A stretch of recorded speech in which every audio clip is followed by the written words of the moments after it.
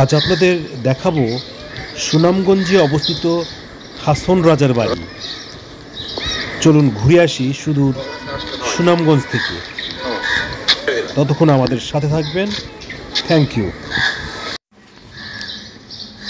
হাসন রাজার বাড়ি ও জাদুঘর দেখতে হলে সুরমা নদীর তীরবর্তী শহর সুনামগঞ্জে যেতে হবে। 1884 সালে হাসন রাজা জন্মগ্রহণ করেন এবং এখান থেকে তিনি তার অমূল্য গান রচনা করেছিলেন। বর্তমানে এই বাড়িতে গড়ে উঠেছে একটি মিউজিয়াম, যা হাসন রাজা জাদুঘর নামে পরিচিত। আপনারা ভিডিওতে হাসন রাজা মিউজিয়াম দেখছেন। জাদুঘরের প্রবেশদ্বারে প্রথমেই চোখে পড়ে লালন শাহের ছবি। এরপর 1962 সালে কলকাতার একটি স্টুডিও থেকে সংগ্রহ করা হাসন রাজার একমাত্র আলোকচিত্র দেখা যায়। এছাড়া প্রায় 8-9টি শিল্পী আঁকা ছবি জাদুঘরে সংরক্ষিত আছে। হাসন রাজার জাদুঘরটি তার স্মৃতিতে ঘেরা নানা ঐতিহাসিক জিনিসপত্রের মাধ্যমে যেন জীবন্ত হয়ে উঠেছে। দেখছেন হাসন রাজা মিউজিয়াম।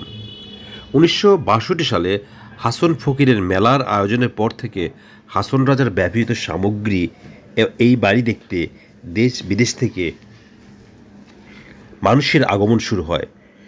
1974 সালে তৎকালীন সরকার হাসন একাডেমিকে 25,000 টাকা অনুদান দেন, যার ধারাবাহিকতায় বর্তমানে হাসন রাজা জাদুঘর প্রতিষ্ঠিত হয়েছে।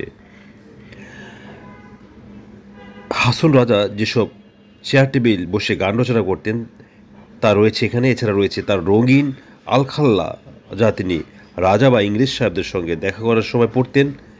1902 সালে উইলিয়াম লিটলের কাছ থেকে পাওয়া পানি পরিশোধন পাত্র, তলোয়ার, মাটির হাঁড়ি ইত্যাদি। এছাড়া চায়ের টেবিল, দুধ খাওয়ার পাত্র, পিতলের কলস, পানদানি, কাঠের খড়ম, বৃদ্ধ বয়সের লাঠি, মোমদানি, হাতে লেখা গান, ঢোল, মন্দিরা, করতাল এবং জমিদারি কাজে ব্যবহৃত ক্যাশ বাক্সও রয়েছে। রাজধানী ঢাকা থেকে সায়দাবাদে অ্যানা পরিবহন, হানিফ এন্টারপ্রাইজ, মামুন পরিবহন এবং শ্যামলী পরিবহনে বাসে 650 থেকে 750 টাকা ভাড়ায় সুনামগঞ্জ যেতে পারবেন। সুনামগঞ্জ বাস স্ট্যান্ড থেকে রিকশায় চড়ে সাহেববাজার ঘাটের পাশে অবস্থিত হাসন রাজার জাদুঘর দেখতে যেতে পারেন। আপনারা তৎকালীন হাসন রাজার বাড়ি দেখছেন।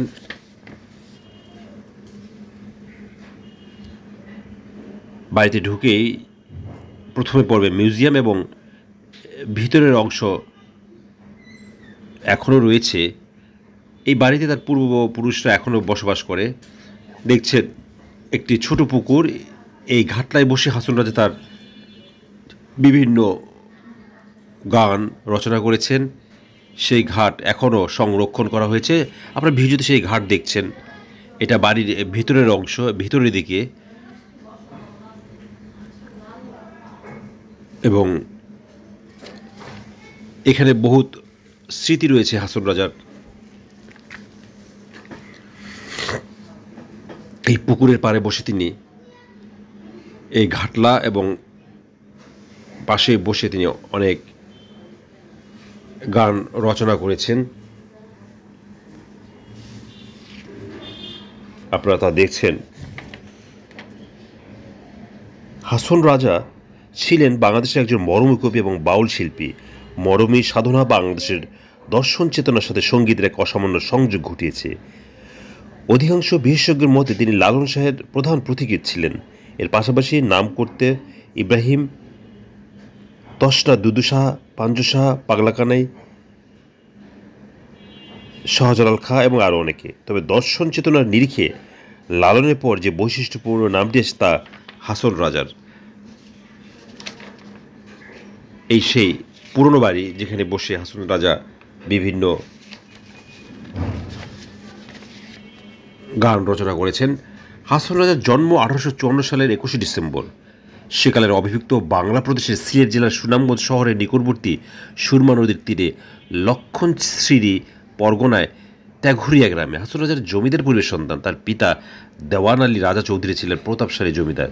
হাসন রাজা তার তৃতীয় পুত্র। আলী রাজা তার মাসতুতো খালাতো ভাই